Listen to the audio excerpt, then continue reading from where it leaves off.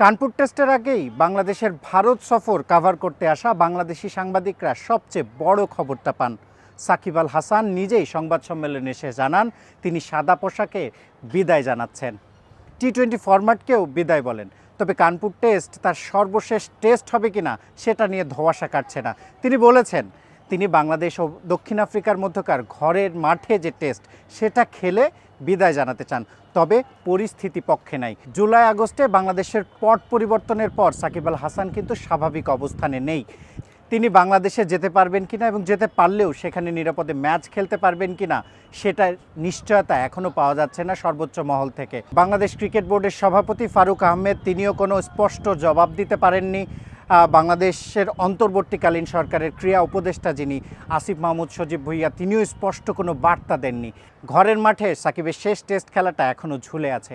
তবে কানপুরে আজ কিন্তু বাংলাদেশ থেকে আসা সাংবাদিকরা তাকে বিদায়ী সংবর্ধনা দিয়েছেন। শেষ অ্যাওয়ে টেস্ট সেটা ভেবেই কিন্তু সবাই তাকে একটা স্মারক উপহার দেন, একটু ফুলের তোড়াও তাকে দেওয়া হয় এবং তিনি কিন্তু সানন্দে সেটা গ্রহণ করেন। তখন ম্যাচের প্রেজেন্টেশনটা কেবল শেষ হয়েছিল। সাকিব আল হাসান ড্রেসিং রুম থেকে আসেন, তিনি সবার সঙ্গে কুশল বিনিময় করেন, তিনি স্মারকটা গ্রহণ করেন, ফুলের তোড়াটাও গ্রহণ করেন এবং সবার সাথে ছবি তোলেন এবং শেষে কিন্তু অনেক সাংবাদিকের তারা স্মারক সংগ্রহ করার জন্য সাকিবের অটোগ্রাফ চেয়েছিল, তিনি সানন্দেই সেটা দিয়েছেন।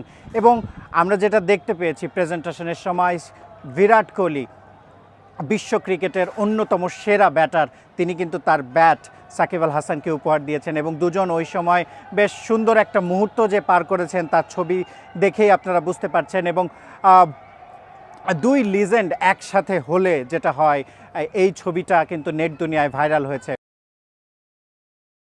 প্রথম ইনিংসে বল হাতে 4 উইকেট পেলেও ব্যাট হাতে কিন্তু সাকিবের শেষটা একেবারেই ভালো হয়নি। দ্বিতীয় বলেই রবীন্দ্র জাদেজাকে ক্যাচ দিয়ে ফিরেছেন সাজঘরে।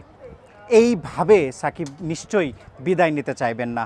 18 বছর দেশকে সার্ভিস দেওয়ার পর দেশের মাটিতে শেষ টেস্টটা খেলতে চাইবেন। সেই স্বপ্নটা পূরণ হবে কিনা সেটা দেখার বিষয়। চন্ডিকা হাথুরু সিংহে কিন্তু আজকে সংবাদ সম্মেলনে বলেছেন যে তিনি জানেন যে সাকিব আল হাসান মিরপুরে দক্ষিণ আফ্রিকার বিপক্ষে ম্যাচ খেলবে। তবে বাংলাদেশের রাজনৈতিক বাস্তবতা চন্ডিকা হাথুরু সিংহে কতটা জানেন সেটা নিয়ে তো প্রশ্ন থেকেই যায়। শিহাব হাসান খান, ক্রিকেট 97, কানপুর, ভারত। আমি কি আপনাদের সবার শিওর তো? এটাতে একটু কম শোনায়।